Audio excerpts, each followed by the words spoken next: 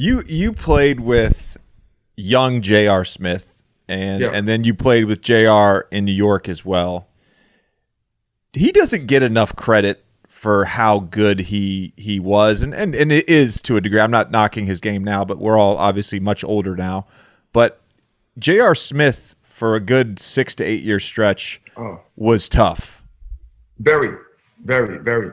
And JR came to our team, I think my second year. He was in New Orleans, and he came from New Orleans. And I just remember like needing somebody like that. Like I need a two guard that's explosive, jumping out the gym. And I was already a fan of JR too, because I went to his McDonald's game. It was in Oklahoma. Like I went to his game, and I'm like, yo, who is this kid? Like who is, he was shooting from half court in high school. I mean, literally half court. Like not one step before, like toe on the line. And I'm like, yo, who is this?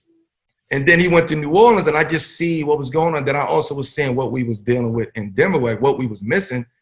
We needed that young, explosive two guard. At the time, I think we had Vashawn Leonard. Like we had, Vashawn Leonard was, who was a great shooter, he was a great player, but he was getting older, right? So we just needed like some young energy, and JR came in and filled that role.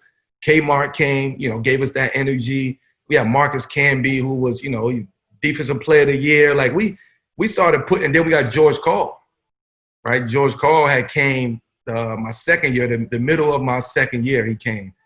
And that's everything changed after that.